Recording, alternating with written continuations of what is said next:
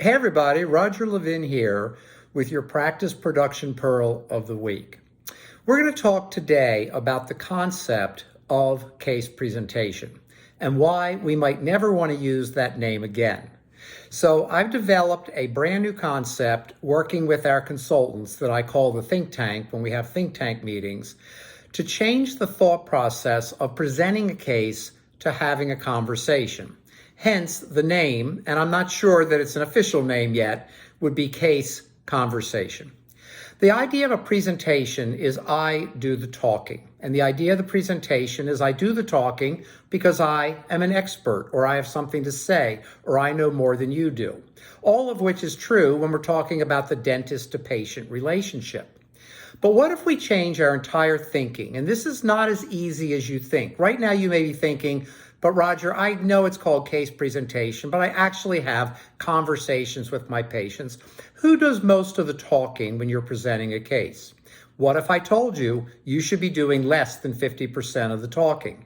What if I explained that a conversation is about going deep? It's about establishing a foundation, in essence, to work with another person to come to some level of an agreement.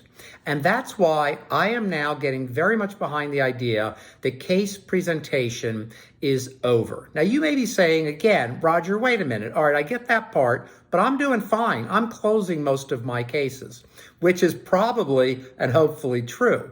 And the reason it's true may not be the reason you thought about. The reason it's true is that our data at Levin Group, we are very big on doing national surveys. We do the Levin Group Dental Economics Annual Practice Survey every year. We're in our 15th year. You can read it in Dental Economics Magazine. We do a lot of other surveys, a lot of interviewing. And in our think tank, we've got a lot of experience. One of the things we're finding is that the data point is that 81% of general dental procedures are single tooth treatment, 81%. And yes, you're good at closing those 81%. And if you don't want to change your model and you're not looking to be innovative or creative, that's fine. The danger there is you might get left behind as the world changes, but that's fine. My goal is always to help you rise to the next level and the levels beyond. And if you begin to shift away from presentation, where people pretty much are going to say yes to a restoration and a crown and maybe a root canal, maybe not, but they're not necessarily going to accept the higher fee cases. And the break point, by the way, is about $1,500, not including 3-unit bridges.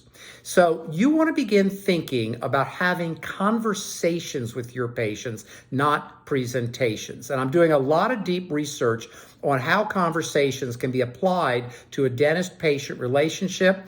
And I think we've got something really interesting here. And I hope that this is interesting to you and will help you.